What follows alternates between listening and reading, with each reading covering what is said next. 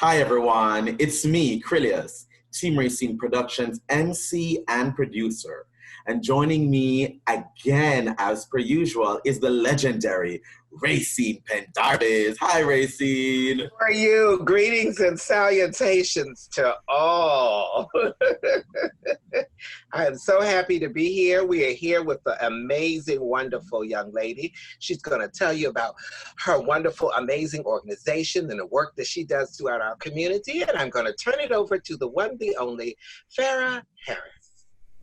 Hello. First of all, Rayceen and Krylios, thank you so much for having me on the show. It's our pleasure. I love Rayceen. So every time I get a chance to engage, I'm so happy. So thank you. My name is Farah Lawal Harris. I'm the artistic director of Young Playwrights Theater in Washington, D.C., YPT for short. And basically what we do is inspire young people to realize the power of their own voices. And we do so through teaching them how to write plays and telling stories. And then we stage those plays for public audiences. So we hire professional actors and designers and such so that the public can see the stories that our young people have to tell.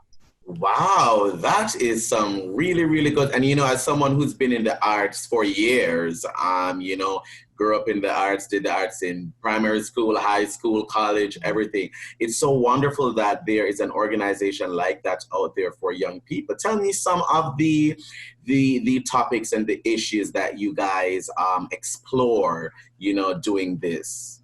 Sure. We've explored all kinds of topics from police brutality to mothering while being a young Black woman, gentrification in Washington, D.C., LGBTQ plus culture and pride. So we've run the gamut. Also, some of our students write very fantastical stories as well. So it's really just what they want to tell. We tend to not dictate what students write about, especially in our classroom work.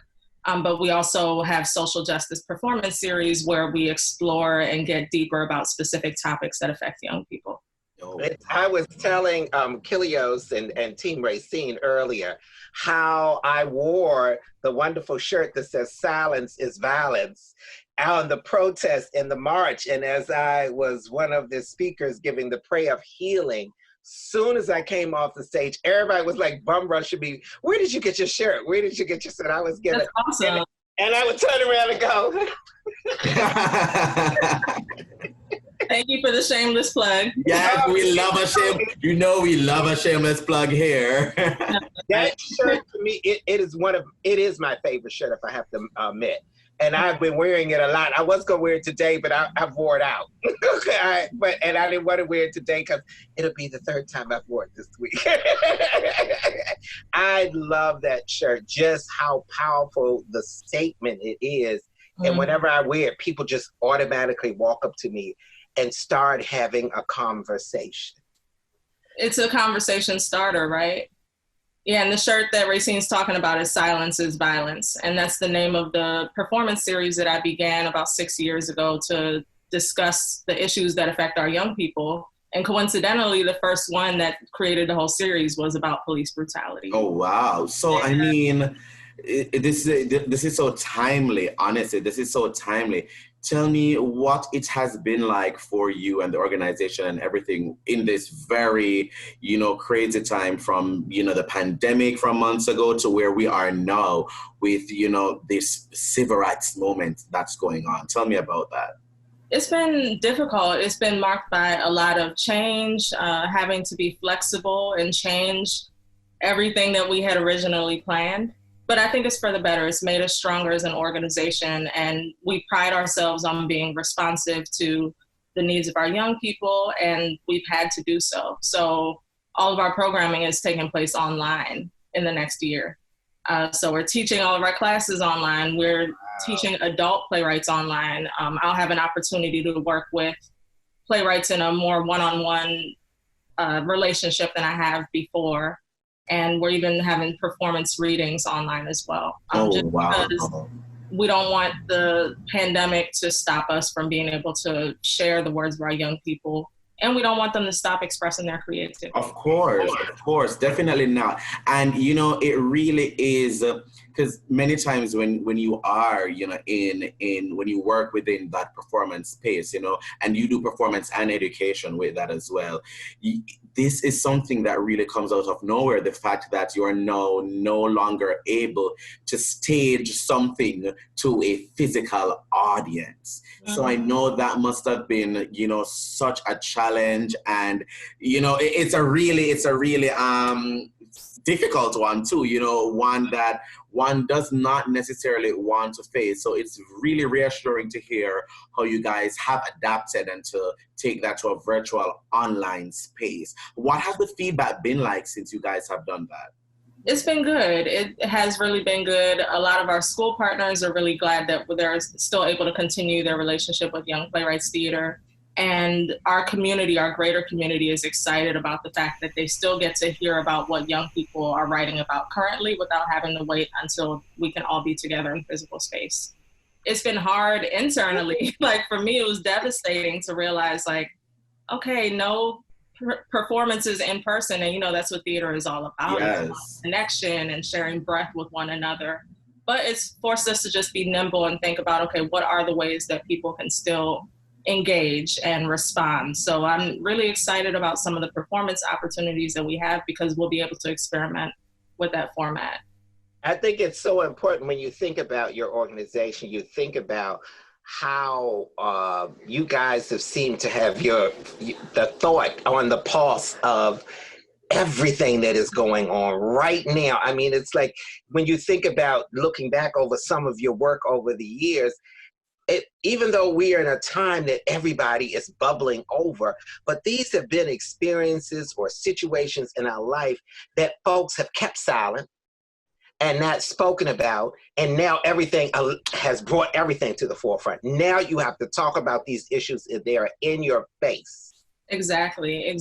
And I'm really proud to have been part of the work of being able to tell these stories. And some of them are so personal. The youth that we work with are so daring and so open.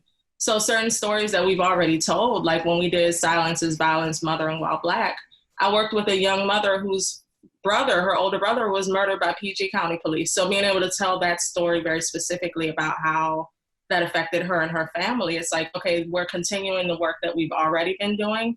And it's just growing deeper and deeper, especially now that the pulse of America is more tuned into the frequency that we were already on. And y'all were on. Your radio was on. Your radio was on woke.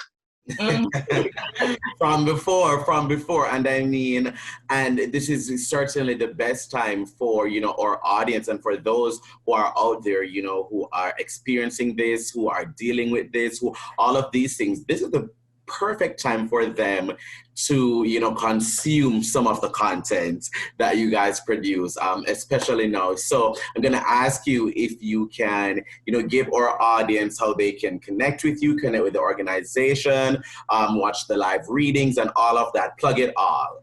For sure. So the first thing to do is follow us on social media. We are YPTDC everywhere. So at YPTDC, it stands for Young Playwrights Theater DC. You can visit our website, yptdc.org, so you can find out about some of our opportunities. Some of the things that I'm most excited about is a program for new play development called Young Playwrights in Progress, that I'll basically be working one-on-one with a young playwright, and by young, I mean age 14 through 24, as well as an early career playwright of any age, because we believe that young playwrights could be any age if it's your first play. Yeah, I just came out of that 24 bracket and I'm like, wow, no, I couldn't even do that. So we're having playwrights right now submitting their plays to be considered by a reading committee. And then once they're selected, we'll have one-on-one script advising meetings. And then we'll have public staged readings via Zoom, probably because Zoom is the platform that everyone is using, in February and in May. In addition, I'm planning another Silence is Violence for spring of next year. This one is going to be focused on the future of American theater from the perspective of young artists. So I plan to engage with young artists in theater programs throughout our region, high school students as well as college age students, because a lot of the conversations that have been opened up during this time aren't just about police, but they're also about accountability from white-run institutions, and what responsibilities do they have to the artists of color that they're working with and whose stories that they're telling, and how can we shape that so it's a more equitable art for everybody? Awesome. That's gonna be powerful. I can feel that. I love the work that you guys do so much, and it was such a pleasure getting to chat with you today, Farah. Thank you so much for joining us. Thank you for having me. It's always a pleasure, and it's so good to see your face, Rayceen. Oh, it's always good to be seen. And most of all, thank you all for watching.